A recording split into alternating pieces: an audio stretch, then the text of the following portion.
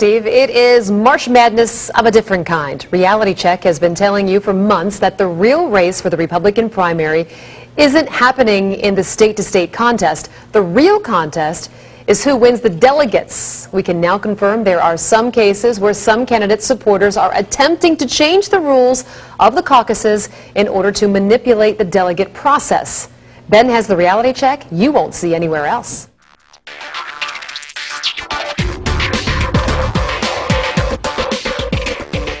Well, we have been closely watching the delegate process, while most of the media is simply ignoring it. And yet the selection of delegates, I've told you this, not who wins the beauty contest from state to state, that will determine the Republican candidate for president. Tonight we're going to show you what went down in one precinct in Missouri on Saturday. This is the St. Charles, Missouri caucus. This is where voters come to become delegates and then move on to the congressional district conventions and the state GOP convention.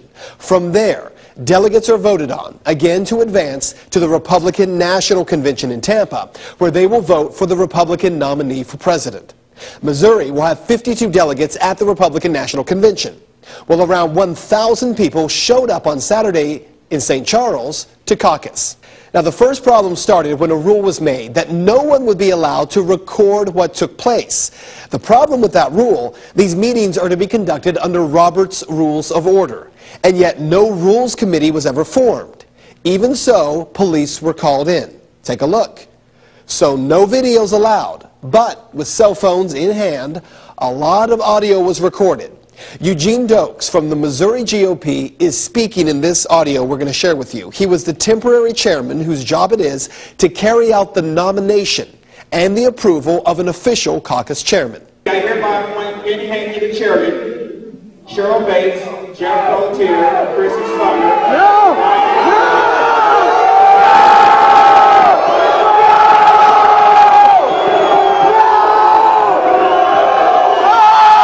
So just to make clear what just happened there, Eugene Dokes, instead of accepting nominations from the floor for a caucus chair, as the rules state, instead he appoints a chairman of his choosing. And the crowd, well, they don't like it at all. The place goes nuts. Dokes then decides that he's going to adjourn the meeting. The problem there? Under the Missouri GOP Chairman's Guide, the chairman cannot adjourn the meeting without two-thirds support of the assembly. Also, according to the rules, the delegate selection caucus must take place at the same location where it was advertised in writing 15 days prior. That location was the high school. Are we going to let the St. Charles County Central Committee railroad all of us? No! Nope. Then let's stand our ground and have a caucus right here. And that's what they did. Brent Stafford, along with one of the top parliamentarians in the state of Missouri, they decided to reconvene the caucus right there in the parking lot. We have to have a roster. We have to turn in a roster. Okay? So right now, we have to be quick about it. And when you need to, if you got a piece of paper or percolate it, you got to get everybody's name. Give it to me. Give it. Also, you should have a number on your bracelet. Write it next to your name. Okay. Name, address, and your bracelet number. Do we email it? You understand? Yeah. We're going to do a form before the SWAT team comes. Before the SWAT team comes, he said, and police did come.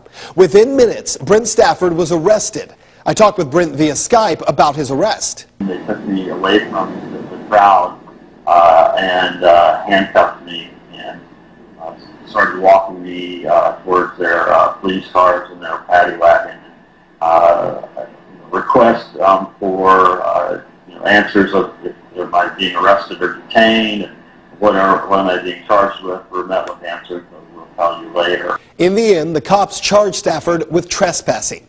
Now, here's the deal. St. Charles police had no business arresting Stafford. Not only was the crowd not out of control, as you saw plainly in that video, and they were convening at the high school, the proper location for the caucus, but they were actually acting in exact accordance with the rules stated in the Missouri GOP Chairman's Guide, which states on page 33, section 5.7.7. The title of the section, Chairman Walks Out, and it reads, should the chairman walk out or otherwise vacate his duties with no intention of returning, declaring the meeting adjourned without the support of the assembly and leaving the premises, which is what happened, the body should proceed with declaring the chair vacant. And the rules go on to say a new chair shall be appointed by the remaining members of the caucus, and they continue the caucus process right then. That's what happened.